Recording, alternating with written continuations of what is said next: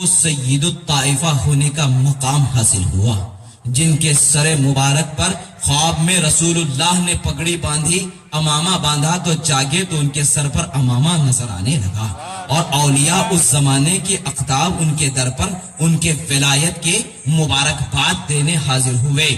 وہ ولی جنہیں رسول اللہ نے امامہ باندھ کر کے مقام ولایت پر پہنچایا ہے، کوئی عام ولی نہیں ہو سکتا ہے۔ یہی وجہ ہے کہ انہیں سید الطائفہ حضرت سیدنا امام جنید بغدادی رضی اللہ تعالیٰ عنہ کے نام سے جانا جاتا ہے، اور آپ کی شان اور عظمت کو اللہ تبارک و تعالیٰ نے ایسے بلند فرمایا کہ ایک مرتبہ ایک یہودی علماء حقانیین، علماء ربانیین کے مقام علم و کمال کو آزمانے کے لیے نکل جاتا ہے، اور نبی کے غلاموں کے جمال و جلال کو آزمانے کے لیے نکل جاتا ہے، اور یہ دیکھنا چاہتا ہے کہ ہے کوئی دل والا جس کے دل میں معرفت کا نور سمایا ہوا ہے، اور اس نور سے میرے چھپے ہوئے بھید کا پتہ لگا لے تو میں جانوں کہ یہ بات کیا ہے، سچی ہے کہ جھوٹی ہے۔ اس نے سنا تھا اللہ کے رسول نے فرمایا اتقوا فراست المؤمن فإنه ينظر بنور اللہ، مومن کی نظر فراست سے بچو کہ وہ اللہ کے نور سے دیکھتا ہے۔ وہ جاننا چاہتا تھا کہ نور محمدی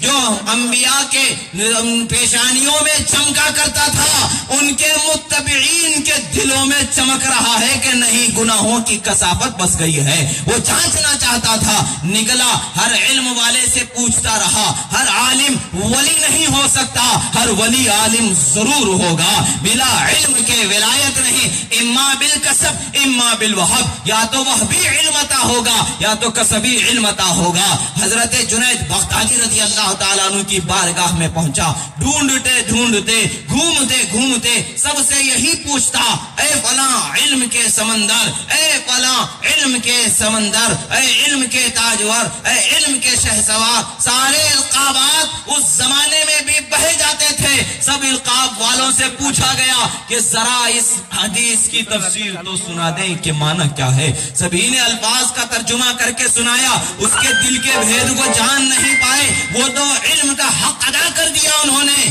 وہ علم والے تھے، حق علم ادا کر دیا، مگر دل والا خدا سبھی کو نہیں بنایا تھا، حضرت جنید بغدادی کو خدا نے بنایا۔ وہ آخر کار حضرت جنید بغدادی کے پاس حاضر ہو جاتا ہے، وہ پوچھتا ہے، اے جنید بغدادی، میں نے ایک حدیث سنا ہے، وہ ظاہر نہیں کر رہا ہے کہ یہودی ہے کہ نصرانی ہے کہ مسلم ہے کہ مشرک ہے کہ مجوسی ہے، کون ہے، ظاہر نہیں کر رہا ہے، زبان عربی ہے، سوال کر رہا ہے، میں نے اس حدیث کو سنا ہے، اس کا معنی و مطلب مجھے سمجھا دیں، حدیث کیا ہے؟ اتقوا فراست المؤمن فإنه ينظر بنور اللہ، مومن کی نظر فراست سے بچو کہ وہ اللہ کے نور سے دیکھتا ہے۔ جب مومن سے پوچھا گیا تو حضرت جنید بغدادی رضی اللہ تعالیٰ عنہ یہاں پر دیکھیں، اتقوا فراست المؤمن فرمایا گیا، اور وہ علماء بھی بے شک ایمان والے تھے، علماء حقانیین ربانیین تھے، مگر مقام قرب میں وہ اتنا اونچا مقام نہیں رکھتے تھے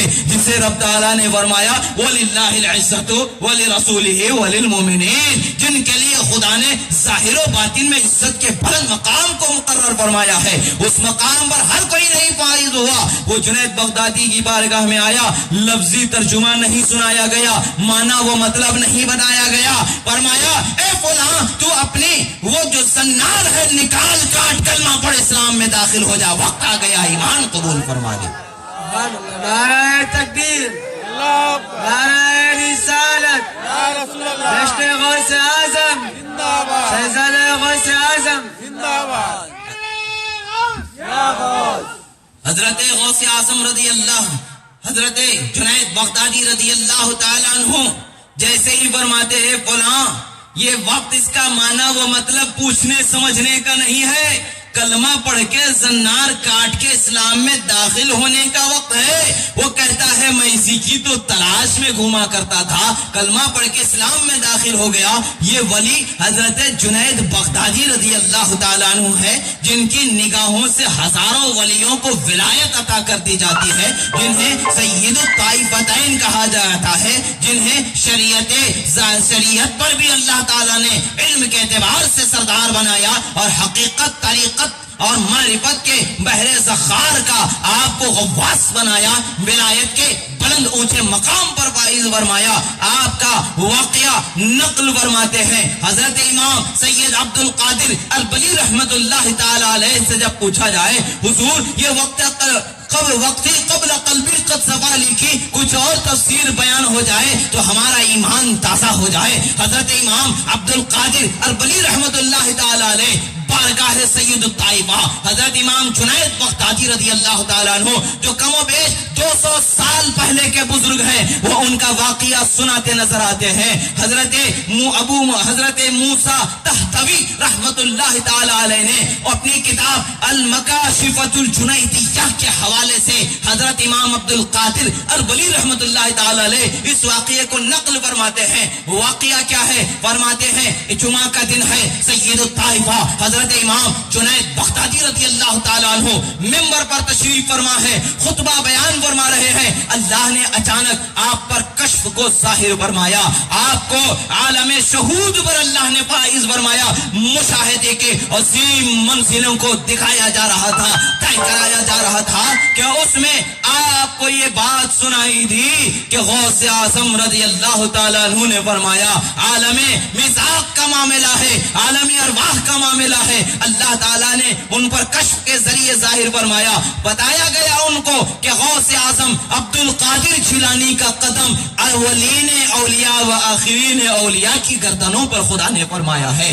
حضرت امام جنید بغدادی فرماتے ہیں وَخَطَرَ فِي بَالِي، میرے دل میں یہ خیال آیا کہ انا لست من عہدہ، میں اس کے زمانے کا نہیں ہوں تو پھر مجھے سر جھکانے کی کیا حاجت ہے، اتنا کہنا ہی تھا کہ فَجَاءَ الْخِطَابُ من رب ذوالجلال بالعتاب، فرماتے ہیں مجھے وحی مکاشفے میں اللہ کے عتاب بھرا جواب ملا کہ جنید بغدادی تمہیں کیا تکلیف ہے، میرے محبوب کے مقام کو نہیں مانتے ہو، وہ میرا محبوب ہے، میرے حبیب کی آل ہے، ہوا محبوبی وہ ذریتی حبیبی، وہ میرا محبوب ہے، میرے حبیب کی آل ہے۔ اور پھر فرماتے ہیں عالم ارواح میں میں نے دیکھا کہ ہر ولی، ہر تمام اولیاء کو جمع کیا گیا ہے، ہر ولی سرکار غوث اعظم کا وہ فرمان سن رہا ہے قدمی حاضی علی رقبتی کل ولی اللہ، میرا یہ قدم ہر ولی کے گردن پر ہے تو ولی گردنوں کو جھکاتے چلے جا رہے ہیں۔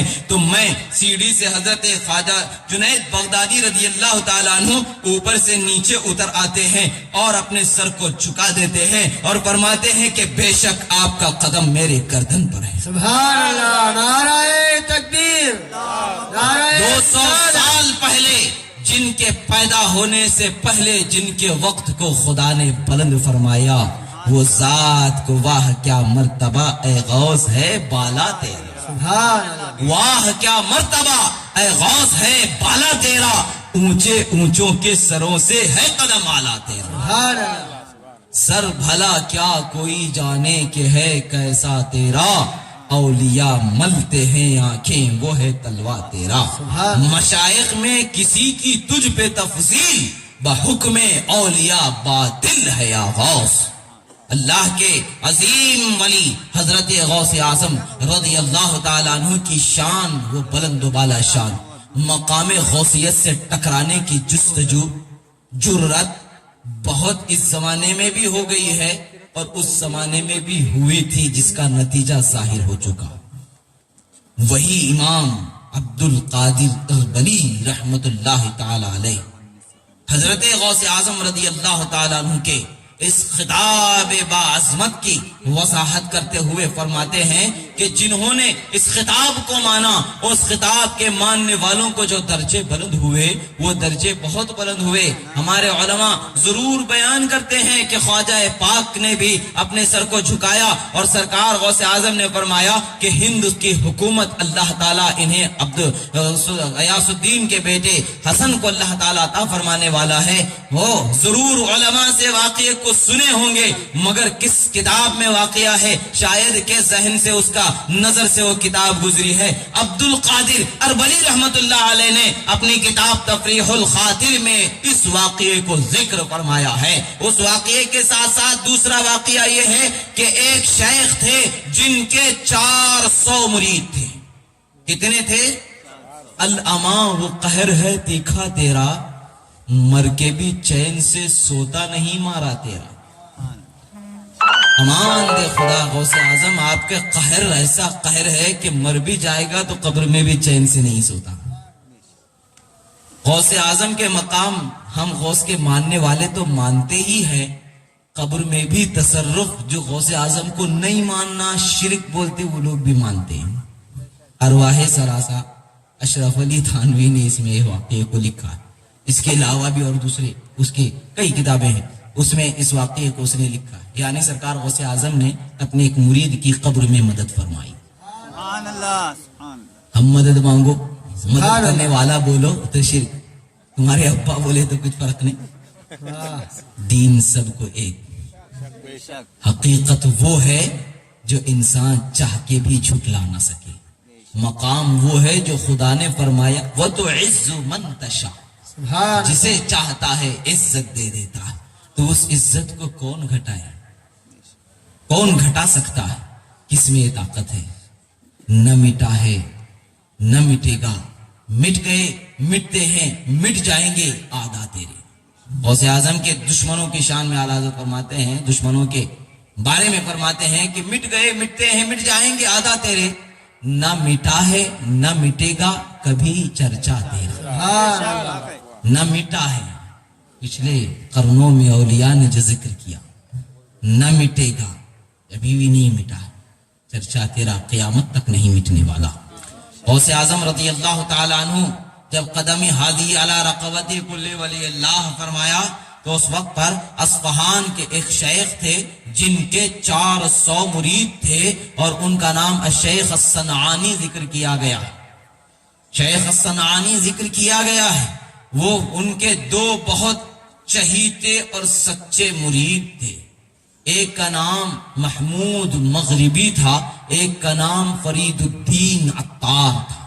یہ دو بڑے چہیتے اور پسندیدے ان کے مرید تھے، اور اس واقعے کو امام عبد القادر البلی رحمۃ اللہ علیہ نے دو الگ الگ روایتوں کے ساتھ ذکر فرمایا، دو طریقے سے اس واقعے کو ذکر فرمایا، یعنی دو روایتیں انہیں ملی، دو طریقے سے ملی۔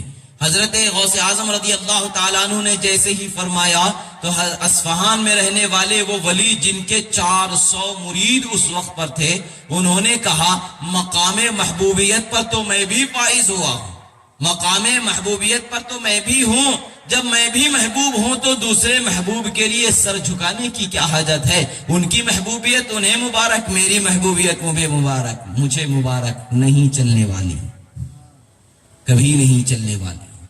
غوث اعظم کی غلامی کر لیں گے تو سرداری ضرور ملنے والی ہے، غوث اعظم کی برابری کرنے چاہیں گے تو ایسی مٹی دھول ملے گی کہ جس کا تصور بھی گھن لیا جائے۔ سزا اللہ تبارک و تعالیٰ نے فرمایا، حدیث قدسی ہے، بخاری شریف کی حدیث ہے، من عاد لی ولیا فقد آذنتہ بالحرب، جو میرے ولی کو تکلیف دیتا ہے میں اس کے خلاف جنگ کا اعلان فرماتا ہوں۔ یہ اعلان جنگ کیسا ہوتا ہے خدا کا، اور کیسا ہوتا ہے؟ جو مقام محبوبیت پر پہنچے ہوئے ولی ہیں، وہ مکۃ المکرمہ نکلنے والے ہیں، اور سرکار غوث پاک کا بیان انہوں نے سنا اور انہوں نے کہا کہ میں نہیں جھکاؤں گا۔ حضرت غوث خواجہ اجمیری نے کہا بل علی راسی و عینی یا سیدی، اے میرے سردار، اے میرے آقا، میرے آنکھوں پر، میرے سر پر، میری گردن پر آپ کا قدم ہے۔ ہندوستان کی سلطنت عطا فرما دی گئی، اور حضرت امام علی بن ہیتی رحمت اللہ علیہ آگے بڑھتے ہیں، قدم اٹھاتے ہیں اور اپنی گردن پر رکھ لیتے ہیں، تو انہیں آپ کے بعد اولیاء کاملین میں اعلیٰ و افضل و اعلیٰ مقام عطا کیا جانے والا، جو اولیاء کی سرداری، روئے زمین پر سرداری کی جانے والے جو مقامات ہیں، ان عظیم مقاموں میں سے ایک مقام پر حضرت امام علی بن ہیتی رحمت اللہ تعالی علیہ کو فائز فرمایا گیا۔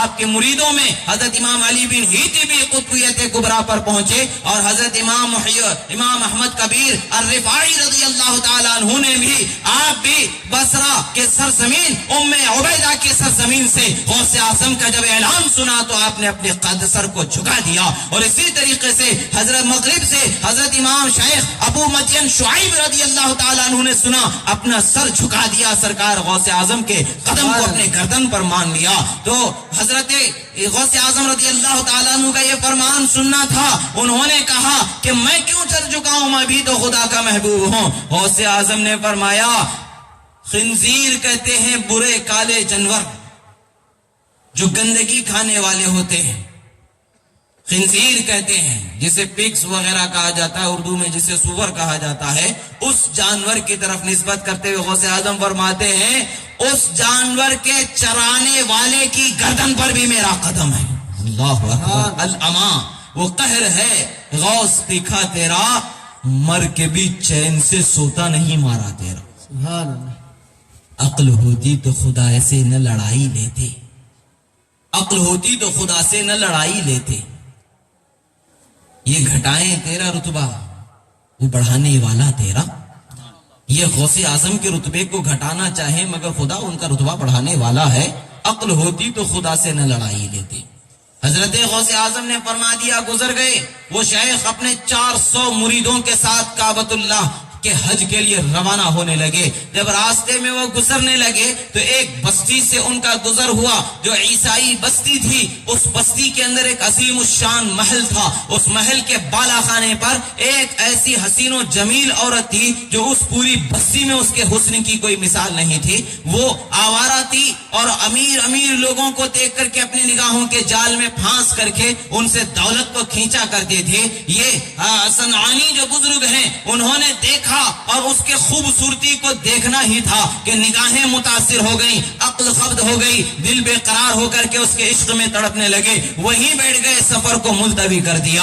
حال یہ ہوا کہ کھانا پینا چھوڑ دیا. اس لڑکی کے باپ کو جب پتا چلا تو اس نے سوچا کہ اب لے دے کر کے معاملہ ٹلانے والا نہیں ہے, یہ ایک شب دو شب کا معاملہ نہیں ہے, زندگی بھر نبھانے والا معاملہ لگ رہا ہے. تو اس نے کہا کہ ایک شرط رکھ دیتے ہیں, اگر وہ یہ شرط مان لیتا ہے تو شادی بیاہ کر دیں گے, جس کا معاملہ بعد میں دیکھا جائے گا. باپ نے آگے بڑھ کر کے کہا کہ سنو, میں تم سے اپنی بیٹی کا نکاح ضرور کر دوں گا, شادی ضرور کر دوں گا, مگر ہمارے خاندان میں ایک رسم و رواج ہے کہ ہمارے گھر میں جب بھی کسی بچی سے شادی کی جائے گی تو اس کا جو شوہر ہوگا, ہمارے خاندان کا جو داماد ہوگا, وہ برے جانوروں کو چرانے لے کر کے جائے گا اور ہر روز شام میں ان کے بچوں کو اٹھا کر کے لائے گا اور کاٹ کے گوشت بنا کر کے ہمارے گھر والوں کو کھلائے گا. یہاں تک کہ ایک خاص دن تک کے اتنے دنوں تک ہر روز یہ کام کرنا ہوگا اور آخر ایک دن وہ ہوگا کہ ایک ہاتھ میں ایک برتن میں گوشت خنزیر کا ہوگا,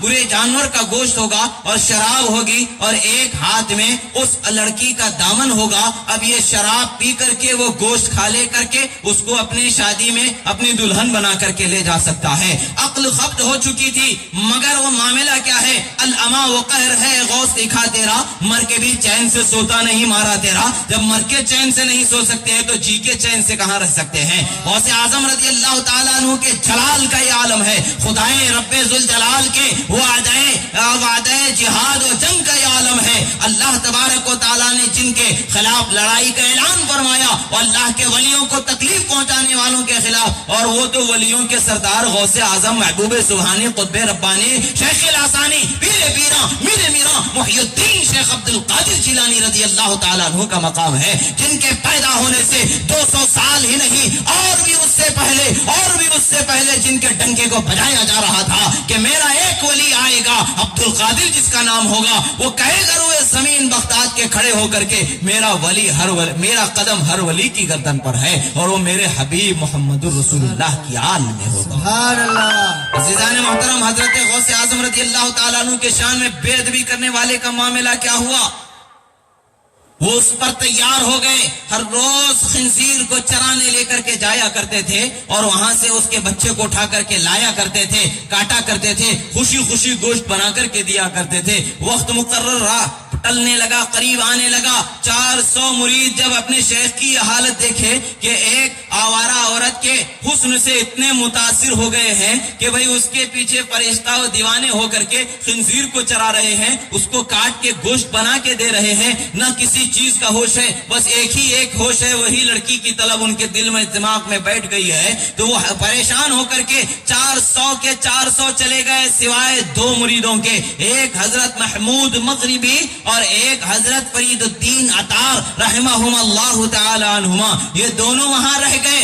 वो दोनों सच्चे थे, अपने शेख से मोहब्बत करने वाले, अपने मुर्शिद से सच्ची मोहब्बत करने वाले थे। वो सब्र और इंतजार में थे और ये दोनों को मालूम था कि उनके उस कबूल न करने की सजा उन्हें मिल रही है। वो इस इब्तिला, इस आजमाइश का, उससे उनसे दूर होने का इंतजार कर रहे थे। मगर एक वक्त वो भी आया कि वो अपने एक हाथ में शराब उठाए हुए हैं, खिंजीर का गोश्त लिए खाने का इरादा ही कर रहे हैं। हजरत फरीदुद्दीन अतार रहमतुल्लाह ताला अलैह, जो अपने मुर्शिद से सच्ची मोहब्बत करने वाले थे, तड़प जाते हैं और गौसे आजम की बारगाह में निदा लगाते हैं, या सुल्तान अल औलिया, मेरे मुर्शिद हमारे हाथों से निकल जा रहे हैं, करम फरमाइए। इतना कहना ही था कि उसी वक्त पर उनके होश आ जाता है, हाथ से फेंक देते हैं और वहां से निकल के रोते हुए जाने लगते हैं। पूछा गया, हुजूर किधर जा रहे हैं? कहते हैं, बगदाद में शेख अब्दुल कादिर जिलानी की बारगाह में जा रहा हूं। नारे गौस, नारे गौस, नारे गौस। दूसरी रिवायत में जो इस वाक़ये को उन्होंने जिक्र किया, वो औरत शराब बेचने वाली थी। शराब बेचने की शर्त लगाई तो शराब बेचने पर तैयार हो गए। खिंजीर चराने की शर्त लगाई तो खिंजीर चराने पर तैयार हो गए। रोज खिंजीर के बच्चों को काट के लाने की शर्त लगाई तो उस पर तैयार हो गए। आखिरकार यह हाल हुआ था कि वो करीब था कि वो खाने और पीने भी लग जाते। हजरत फरीदुद्दीन अतार रहमतुल्लाह ताला अलैह ने अपने साथी, अपने पीर भाई हजरत महमूद मगरिबी से कहा, ए महमूद मगरिबी, इन्हें एक लम्हा भी अपनी निगाहों से ओझल न होने देना। मैं वहां जाऊंगा जहां से ये आग सुलगी है, वहीं से बुझाने की कोशिश करूंगा। मैं पीरे पीरा, मीरे मीरा, मुहियुद्दीन शेख अब्दुल कादिर सुल्तान रिजाल के बारगाह में जाना चाहता हूं। वहां से निकल के बगदाद शरीफ जाते हैं और बगदाद शरीफ जाते हैं और रास्ता भर आंख से आंसुओं, अश्कों का रेला रवा दवा है। अपने वो मुर्शिद जिसने उनके हाथ को पकड़ पकड़ के वासिल बिल्लाह फरमाया था, मंजिले विलायत की पकड़ पकड़ के कदम कदम चल चल के चलना सिखा के बढ़ाया था। विलायत के मकाम और मंतबे को उन्होंने उनके नस नस में बसाया था। ऐसे मुर्शिद का ये हाल देख करके, सल्बे विलायत का मकाम देख करके वो हैरान है, रोते जा रहे हैं। गौसे आजम की बारगाह में जाते हैं, सीधे जाकर के सवाल करने की जुस्तजू व ताकत नहीं है। गौसे आजम की खानकाह में कोई काम करने की जगह तलाश करते रहते हैं, कोई खिदमत मिल जाए ताकि उस खिदमत से मैं गौसे आजम को राजी कर लूं। वो खिदमत को तलाश करते रहते हैं, नहीं मिलता है, सिवाय एक काम के उन्हें कोई रास्ता नजर नहीं आता। खानकाह में आपके आने वाले मेहमानों के लिए एक बैतुल खला, जहां पर इंसान पेशाब पाखाना किया करता था, वो बना हुआ था। जैसा कि हमारे इलाके में भी मालूम है, मशहूर है, घरों में होता था। पहले घर में उसको एक जमा करके बाद में एक उसका खास मजदूर हुआ करता था जो उठा करके ले जाकर के बाहर फेंका करता था। इस तरीके से वो हुआ करता था। आज के जमाने में तो जमाना बदल गया है। वो कदीम जमाना था, मिट्टी का एक कमरा हुआ करता था जिसके अंदर गिलाजत की जाती थी। बाद में उसको साफ करने वाला कोई आता था, उसे उठा करके ले जाकर के साफ कर दिया करता था। ये गौसे आजम रज़ी अल्लाह ताला अन्हु की खानकाह में उस मकाम पर जाकर के देखते हैं तो अभी उसकी सफाई करने वाला आया नहीं था। शेख की मोहब्बत में तड़पने वाले, अपने मुर्शिद को गौसे आजम के इताब से बचाने वाला वही सच्चा मुरीद होगा जो अपने मुर्शिद को गौसे आजम के इताब से बचाने के लिए तड़पने वाला है, जो उनके गौसे आजम से मिलाने के लिए तड़पने वाला है। वो हजरत फरीदुद्दीन अतार ने टोकरा उठाया और उस गिलाजत को उसमें भर भर के साफ करना शुरू कर दिया। खादिम आते जब भी रोज पहुंचते तो देखते कि खाली है और वो खिदमत कोई और कर जा रहा है, कोई और कर जा रहा है। वक्त गुजरता गया, कई दिन गुजर गए। गुजरने के बाद हाल ये हो गया कि आखिरकार वो काम जिम्मा जिसके था वो गौसे आजम की बारगाह में हाजिर होते हैं, अर्ज करते हैं, अब्दुल कादिर जिलानी रज़ी अल्लाह ताला अन्हु, हमारी खिदमत को कोई और